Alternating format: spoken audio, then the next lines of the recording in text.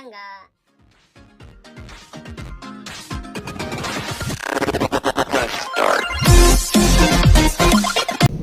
Good morning! Good morning, good morning! Good morning, good morning mga kapalangga ko dyan. Ayan o. Wow! Kung sa Bisaya, mayong buntag diha sa Dakbayan sa Bayawan City. Ayan.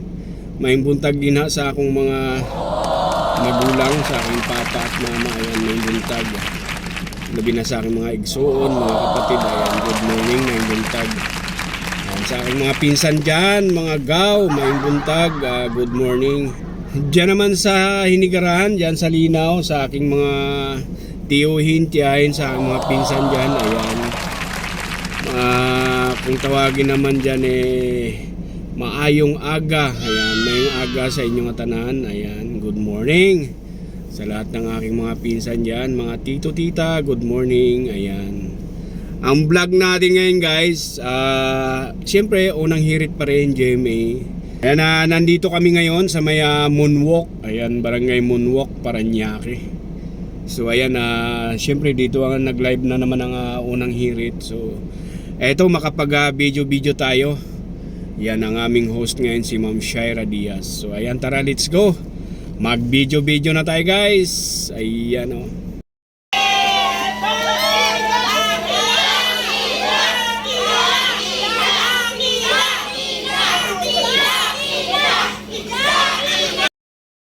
Good morning po. Ayan, dito kami sa may Moonwalk, Parañaque. Unang hirit pa rin po. Ayan.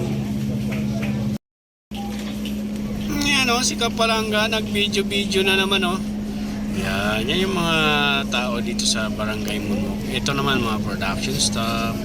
Ayan si Ma'am Shaira. Ayan, host namin. Tapos ang aming segment producer. Ayan si Ma'am Jen. Ayan.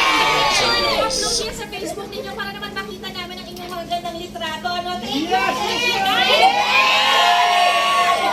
Gusto ko lang sabihin na kasi exciting nga po ng mga kaganapan natin this morning. Ang mga eksena na dadating pa o mapapanood nyo sa Lolong. Natulad na nga lang yan kahapon din napakita na natin na nakalabas na nga po si Elsie sa ospital. Pero hindi siya makaalala pa rin at hindi lang doon.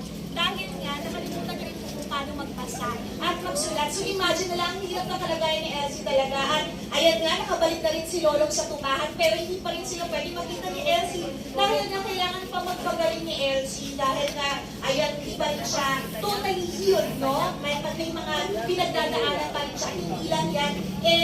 Natuklasan na nga ni Lolong na Lolo niya pala ang leader ng mga rebelding atubaw na sinado. So imagine na lang kung anong gagawin niya. Kakalabanin niya ba yung lolo niya o kakapilan niya? So ang dami ito talagang dapat abangan dahil marami pa nga pong pasabog na magaganap sa Lolong. At dahil nga dyan, eto na, dahil sa mga pinig yung suporta sa Lolong, meron din kaming dampuhalang sorpresa para sa inyo. At nandito na nga si Dakila, tawagin na natin! Dakila! Hindi ka mapipili. Dahil ito lang, napakadali ko lang kailangan gawin nila. At kailangan nila sumigaw ng Dakila tulad ng pagsigaw ni Lolong. Pero with a twist dapat with emotion yan. Nasasabihin ko at meron pa na isa Lolong t-shirt din sila makakuha. Kaya simulan natin Dakila. Ready ka na?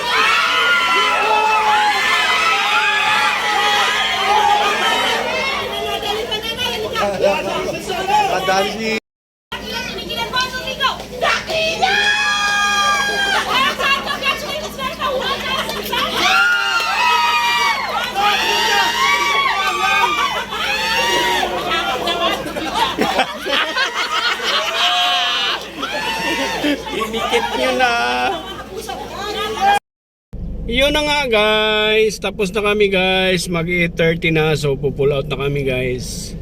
Hindi ko na hinabaan yung aking vlog guys, medyo mahaba na rin. So ayan, hanggang dito na lang. Ayan, sa lahat ng mga dumaan dyan o nag-watch, ayan, thank you very much. Ayan, maraming salamat sa inyong panood sa aking vlog. Ayan, bye-bye na guys. I love you all. Shoutout ko lang muna pala guys, no, yung aking number 1 idol. Ayan, number 1 idol, Idol Jumper Sniper. Ayan.